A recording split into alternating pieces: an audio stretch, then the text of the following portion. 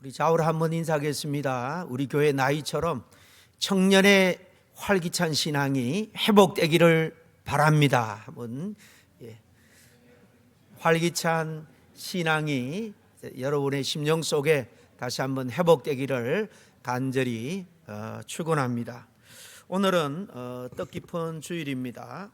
저희 교회 39번째 생일날입니다. 우리 교회가 이 알라바마 버밍햄에 뜻있는 몇 분들을 통해서 세워지고 39년이라는 정말 긴 시간이 흘렀습니다. 사람으로 치면 이제 곧 40, 소위 말하는 부록의 나이를 앞두고 있습니다. 그러니까 아주 장성한, 외적으로는 장성한 교회가 된 거예요. 지금도 그 긴 역사 대부분을 함께 오신 성도님들이 여러분 계시는데요. 그분들의 얘기를 들어보면 우리 교회의 39년 세월이 늘 화창한 봄날 같기만 했던 것은 아니었던 것 같습니다.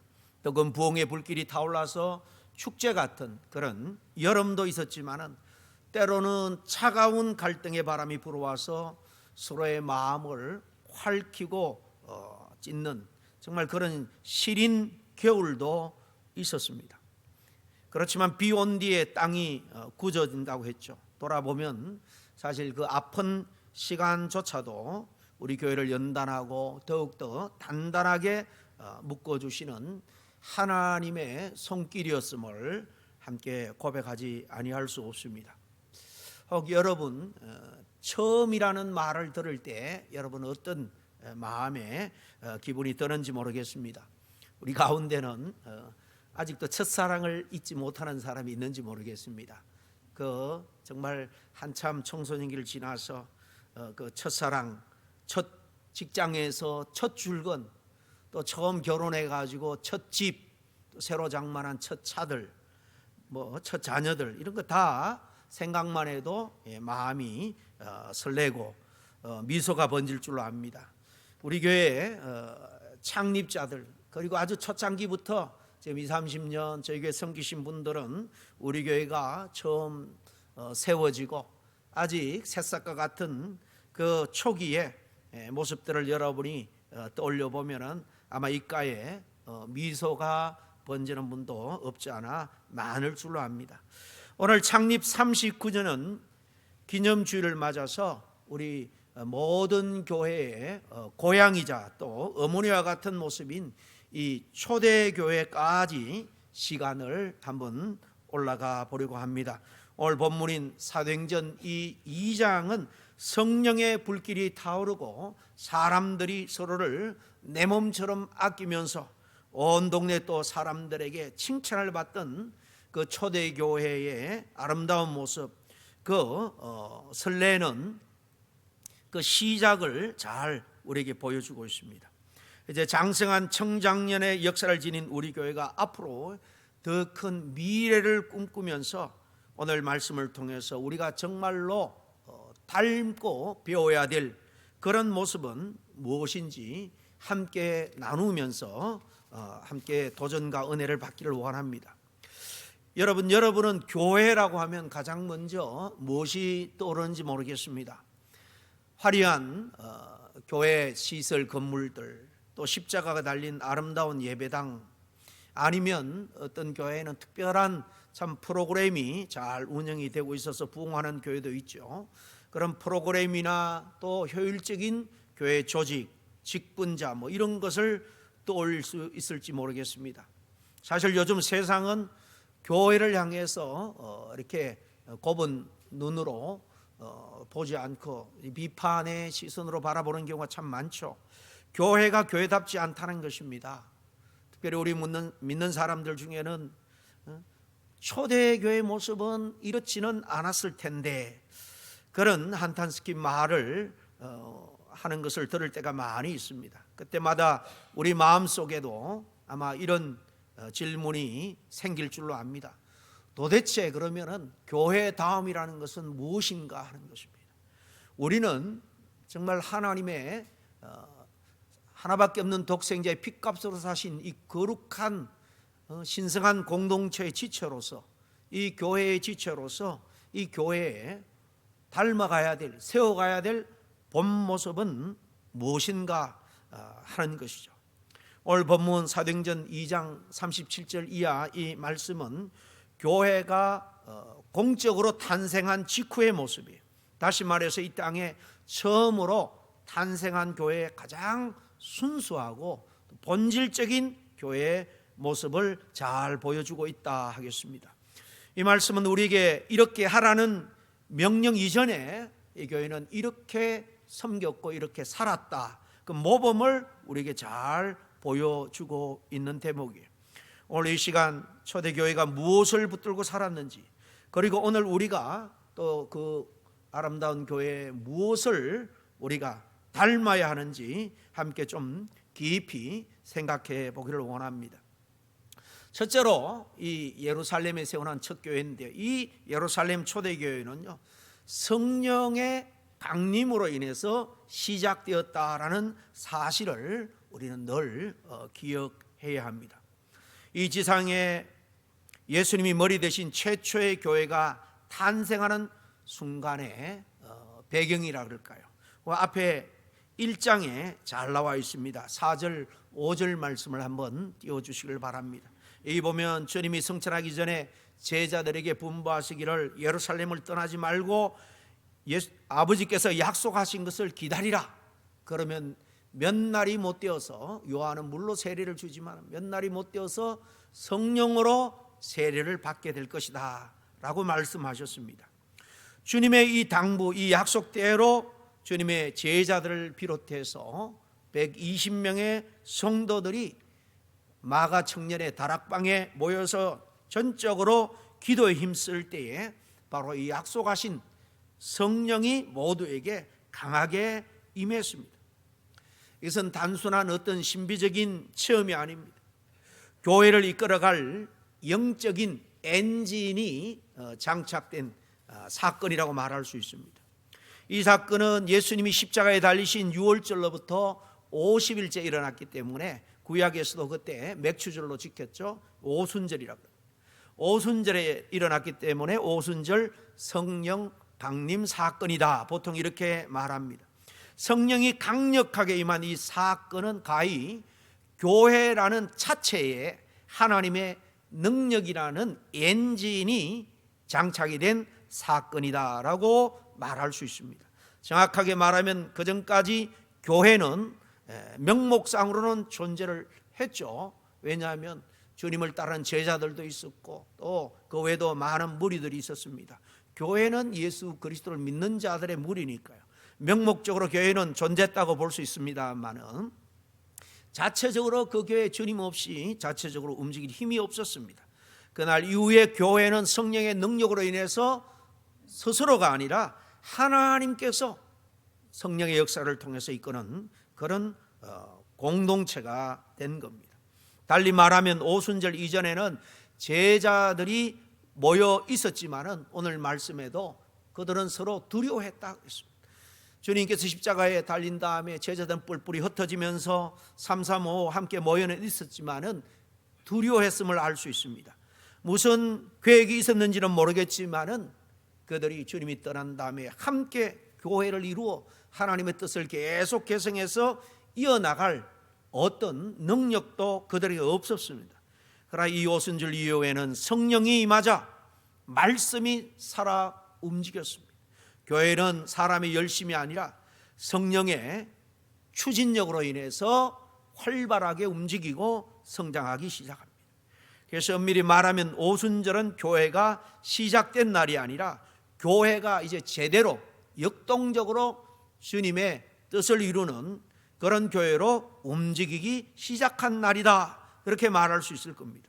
그리고 이 오순절은 교회가 무엇으로 살아야 하는지를 결정한 날인 그런 모습을 우리에게 보여줍니다. 그러므로 교회는 성령의 인도하심과 역사하심이 없다라면 세상의 어느 단체나 공동체와 다를 바가 없다는 겁니다. 그런 점에서 우리는 교회를 흔히 성령 공동체다 이렇게 말하기도 합니다. 여러분, 사도행전의 별명이 성령행전입니다. 사도행전은 사도들 통해서 이제 예루살렘 교회를 비롯해서 이제 그 소아시아 근교의 이 땅에 지역마다 교회가 막 생겨나는 이야기예요. 복음을 전해서 교회를 세우는 이야기가 이 사도행전 이야기입니다. 그런데 이 사도행전을 성령행전이라 하는 것은 그 모든 일들, 교회를 세우고 교회에 믿음의 사람들이 들어오고 부흥하고 또 그 교회가 또 교회로 사명을 다하는, 복음을 전하는 그런 교회로서 서로 협력하고 섬기고 일하는 그 모든 원인은, 그 근원에는 성령의 역사가 있었습니다. 그래서 이 사도들의 행전이지만은 엄밀히 말하면 성령 행전이에요. 그러니까 교회는 한마디로 이렇게 성령 공동체다라는 말입니다. 좀 더 구체적으로 왜 그럴까요? 몇 가지 한번 좀 더 생각해 보겠습니다. 말씀드린 것처럼 교회는요, 성령에 의해서 태어난 공동체이기 때문에 이 사도행전 2장의 오순절 성림 강림 사건은 교회가 스스로 하나님 나라를 세워가는 그 교회가 태어난 모습, 교회의 생일을 그리고 있습니다. 성령께서 각 사람의 마음을 감동시키고 하나로 묶어주셨기 때문에 비로소 역동적인 그런 교회라는 존재가 이 세상에 드디어 나오게 된 거예요. 다시 말하면 성령은 교회의 산파이자 교회를 움직이게 하는 힘이요 에너지입니다. 또 존재 방식에 의해서 생각해 볼 때 교회는 성령의 하나됨으로 인해서 함께 살고 함께 협력하고 또 같이 교제하는 공동체라는 사실입니다. 성령 공동체의 가장 큰 특징은 다양성 속의 일치입니다. 출신도 다르고 빈부도 다 격차가 있습니다. 성격은 말할 것도 없고요. 이런 다른 사람들이 모였음에도 마음을 같이하여 모일 수 있는 것, 우리 안에 계신 바로 한 분 성령님 때문이에요. 제 마음에 역사하는 성령님이 여러분에게도 동일하게 역사하시고 동일한 감동과 동일한 비전으로 우리를 이끌기 때문이에요. 성령은 우리 사이에 담을 허무는 분이기도 합니다. 갈등이 생길 때 내 의지로 참는 것이 아니라 성령께서 주시는 마음으로 서로 용납하는 것이 성령 공동체의 증거예요. 여러분, 교회 갈등이 생길 때 내가 성숙하니까 내가 참지, 여러분 그게 아니고 주님 앞에 엎드려야 됩니다. 성령께서 도와주시고 성령의 인도하심에 순종하겠습니다. 그래야 모든 것이 화목하게 또 새롭게 모든 것이 재정립되고 화목을 이루어갈 수 있게 되는 거예요. 그러므로 성령의 역사 앞에 순종하지 않는 교회는 교회라고 말할 수가 없는 겁니다. 교회가 왜 성령의 공동체냐 하면 세 번째로 사역면에서 성령의 은사로 움직이는 공동체이기 때문입니다. 우리가 세상의 학문, 어떤 세상의 지혜, 경험으로 교회가 굴러가는 것이 아니라는 거예요.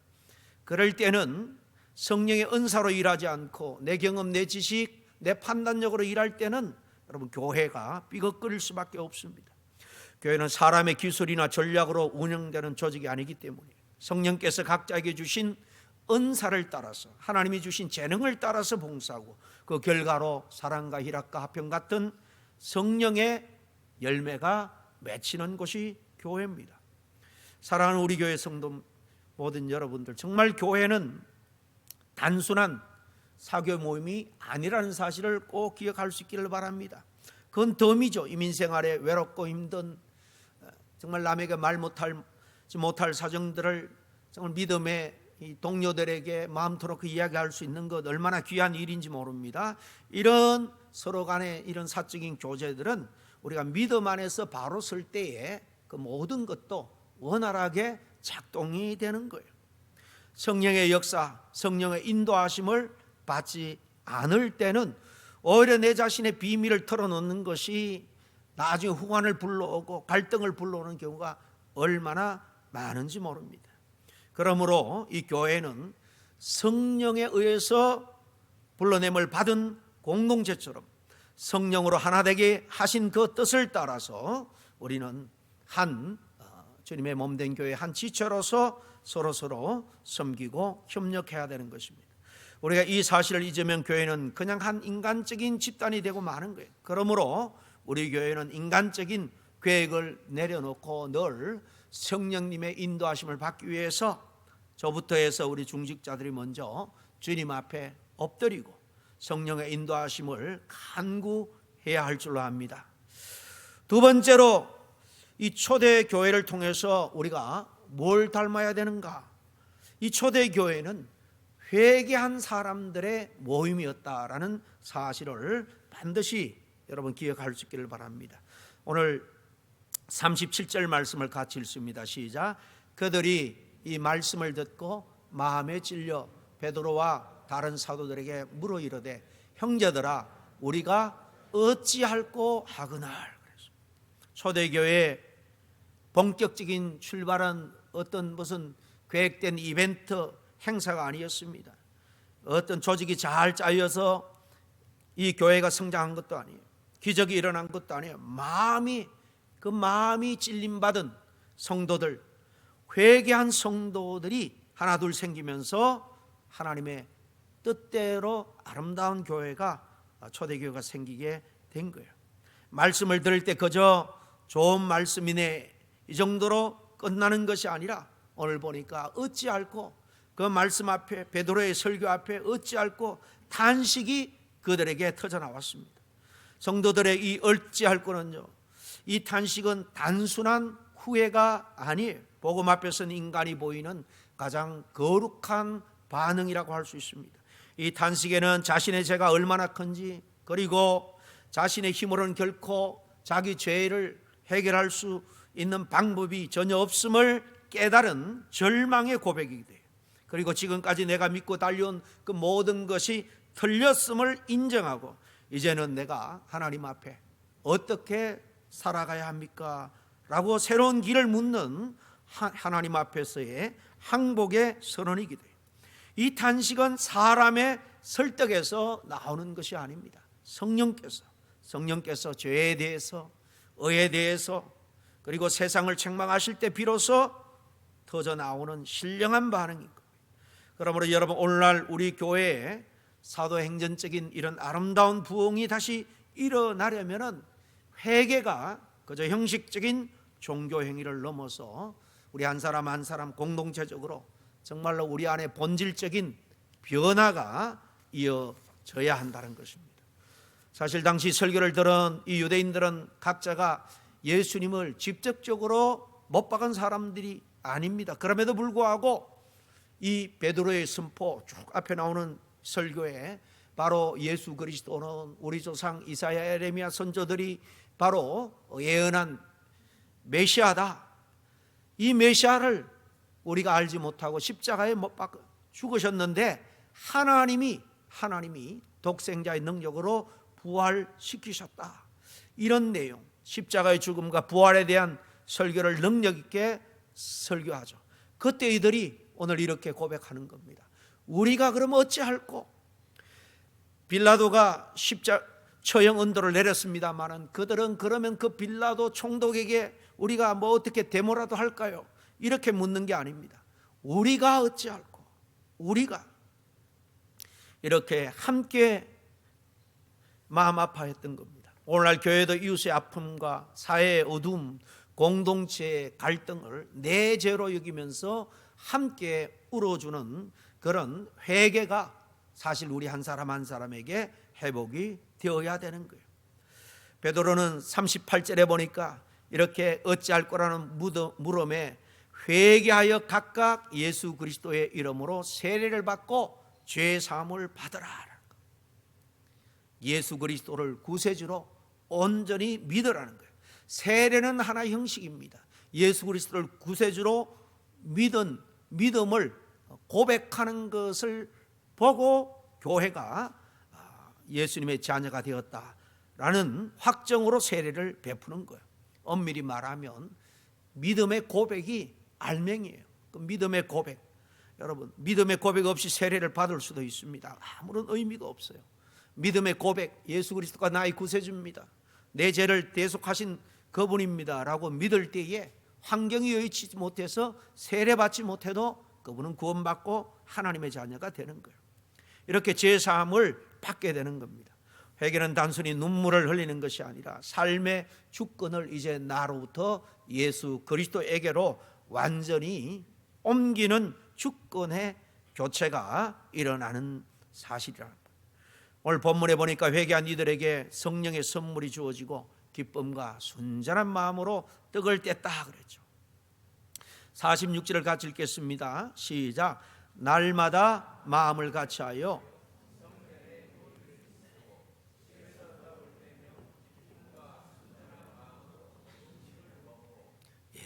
여기 진정한 회개의 역사는 그냥 탄식으로 끝나는 것이 아닙니다.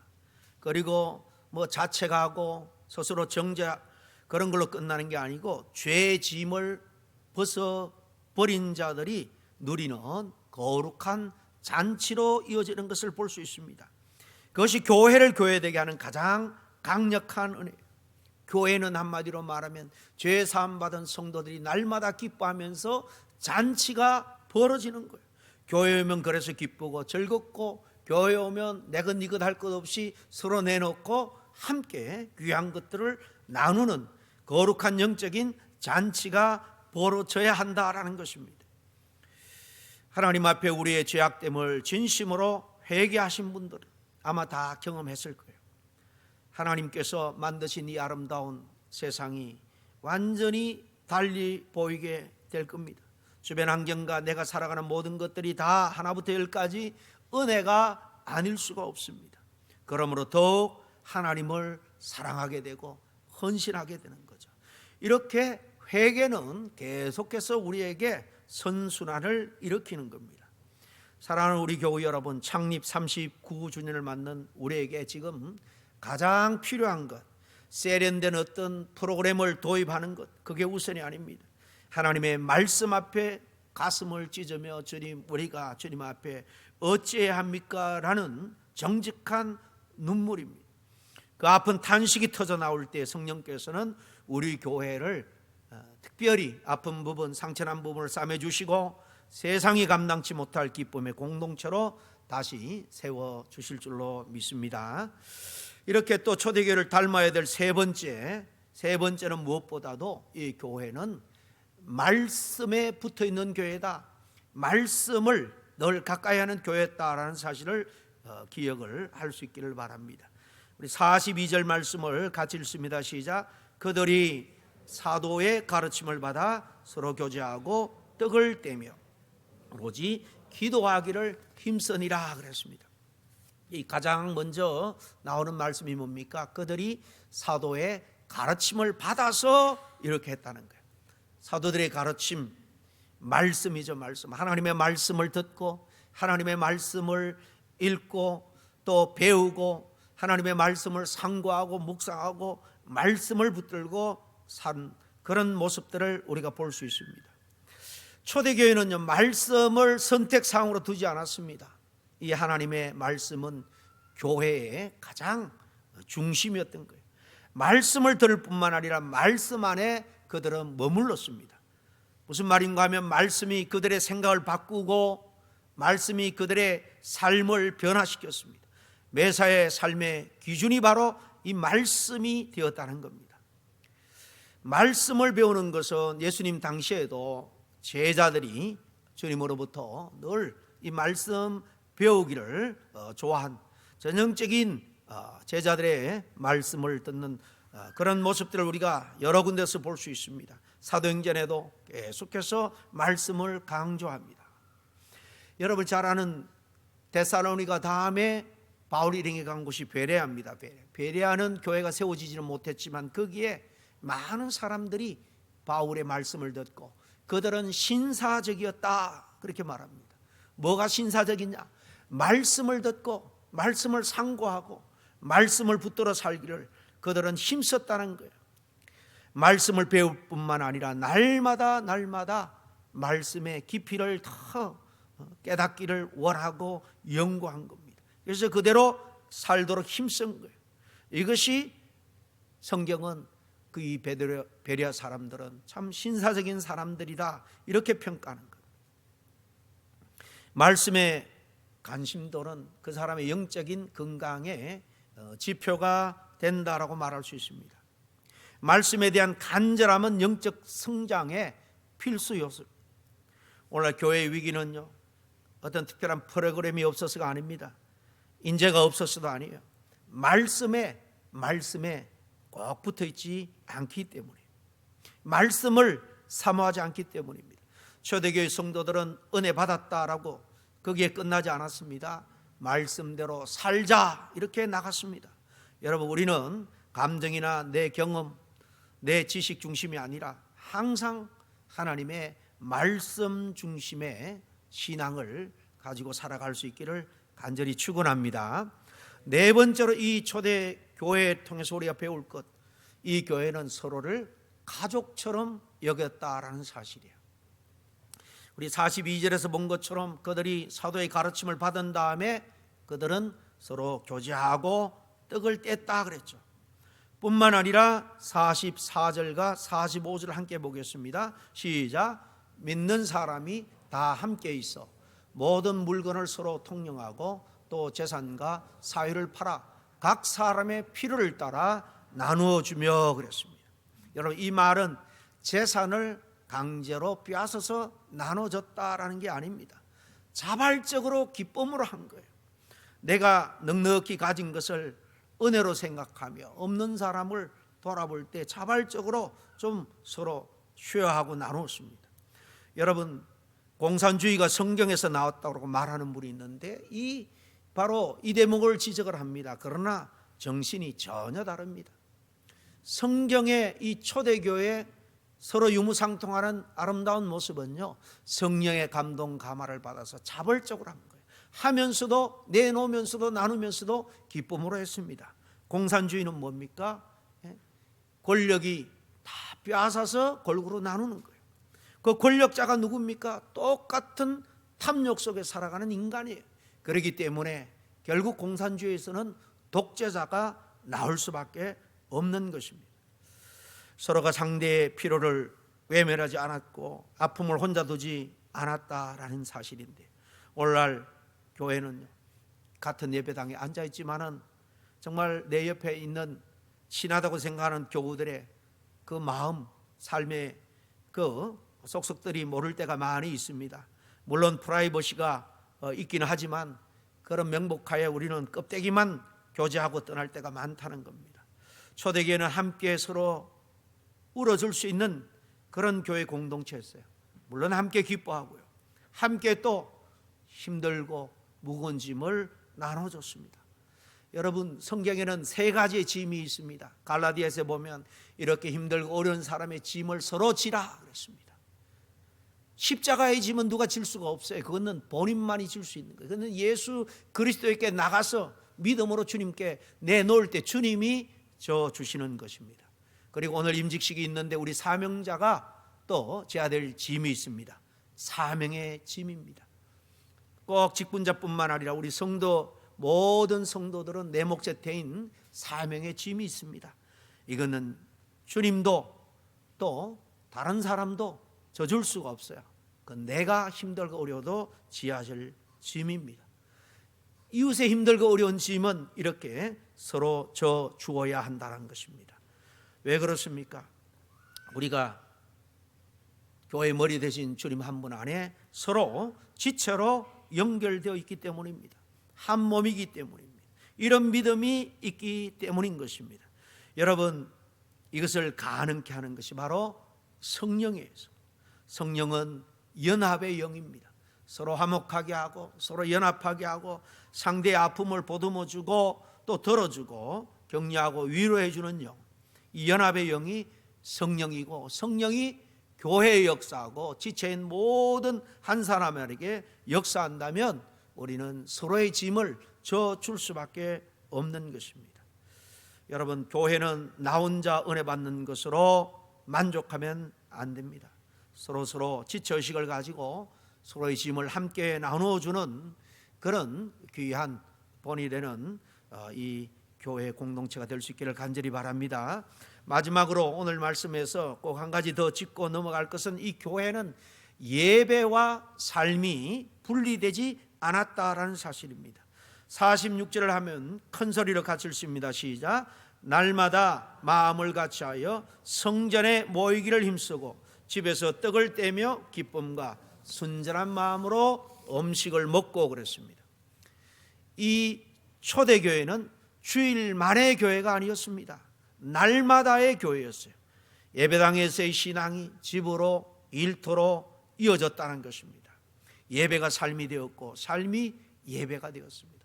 오늘 다 교회에 대한 찬양을 앞에 했습니다마는 특별히 우리가 교회입니다라는 그 고백 속에 우리의 이 교회의 한 지체로서 교회에서뿐만 아니라 우리의 삶 현장에서 우리가 교회로서 살아가야 된다는 고백이죠.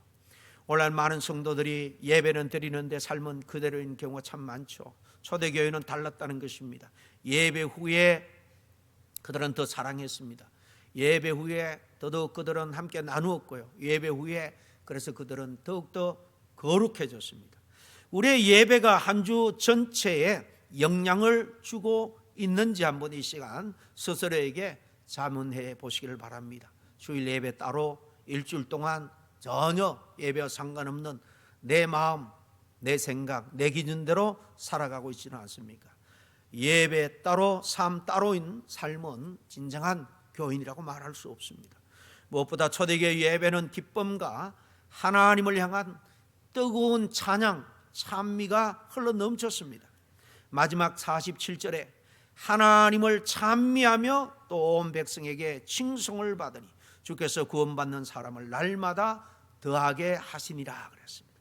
그 앞절에 보면 기쁨과 순전한 마음으로 떡을 떼고 이어서 또 2절에 연결해서 보면 기쁨과 순전한 마음으로 하나님을 찬미하고 찬양했다라고 되어 있습니다. 바로 이 말씀이 이 초대교회의 영적인 분위기, 예배의 모습을 잘 보여줍니다. 그냥 예배 순서에 있는 찬양이니까 마지못해서 듣고 앉았거나 그냥 생각 없이 흥얼거리는 것이 아니라 정말 기쁨과 순전한 마음, 내면에서 우러져 오는 마음으로 하나님을 찬양했다는 거예요. 초대교회는 환경이 좋아서 이렇게 기뻐한 게 아닙니다. 박해가 없어서 찬양한 것도 아니에요. 구원의 기쁨, 함께 신앙생활하는 기쁨이 있었습니다. 또 하나님이 우리 안에 함께 하신다라는 확신의 그 기쁨이 있었어요. 그래서 오늘 47절 마지막에 주께서 구원받는 사람을 날마다 더하게 하시니라 그랬습니다. 여러분, 교회가 사람을 모으는 것이 결코 아닙니다. 하나님이 교회에 사람을 보내주셔야 되는 거예요. 하나님이 교회에 붙여주셔야지 이 교회에 성도가 될 수 있는 겁니다. 교회가 할 일은 뭡니까? 사람을 모으는 일이 아니라 교회가 교회로서, 교회의 지체로서 교회 다음을 함께 세워나가는 거예요. 함께 지켜나가는 것입니다. 그러면 하나님이 역사하고 하나님이 우리에게 부흥을 가져다 줄 줄로 믿습니다. 여러분, 우리가 초대교회를 그대로 흉내내자, 지금 그런 말씀을 드리는 게 아닙니다. 그러나 분명한 것은요, 초대교회 이런 본질은 시대를 초월해서 모든 교회가 따라야 할 대목이라는 겁니다. 성령님이 역사하심으로 수시로 회개가 일어나는 교회, 무엇보다 말씀에 깊이 붙잡혀 있는 교회, 서로 사랑으로 섬기는 공동체, 예배와 삶이 연결된 그런 신앙, 기쁨과 진정한 내면에서 우러나오는 찬양이 있는 교회, 이것들이 오늘 우리가 닮아가야 될 초대교회의 모습인 줄로 믿습니다. 이런 초대교회의 본질을 붙잡고 정말 우리 교회가 더욱더 교회다운 교회로 다시 한번 우뚝 설 수 있기를 주의 이름으로 간절히 축원합니다. 함께 기도하겠습니다. 사랑과 은혜가 풍성하신 하나님 아버지, 오늘 저희 교회 창립 39주년 기념주일을 맞아서 우리 교회가 앞으로 나아갈 본받아야 될 초대교회의 모범적인 모습을 다시 한번 보게 하시고 또 일깨워 주시니 감사를 드립니다. 주님, 우리 교회가 늘 성령의 임재 가운데 인도하심을 받기를 원합니다. 초대교회처럼 우리도 말씀을 사모하게 하시고 무엇보다도 성령의 인도함을 따라서 기도에 힘쓰는 우리 모든 성도님들 다 되게 도와주시옵소서. 그래서 받은 은혜로 함께 떡을 떼고 교제함, 그런 귀한 사랑이 우리 공동체 안에 회복되고 그 사랑이 흘러 넘치게 하여 주시옵소서. 피를 따라 또 나누는 믿음의 실천이 우리 가운데 있게 하여 주옵소서. 주님, 우리가 그저 초대교회를 흠모하는 데 멈추지 않게 하시고 오늘 우리의 교회가, 오늘 우리의 삶이, 오늘 이 사도행전 2장이 되게 하여 주시옵소서. 모든 말씀을 우리 주 예수 그리스도의 이름으로 감사하며 기도하옵나이다. 아멘.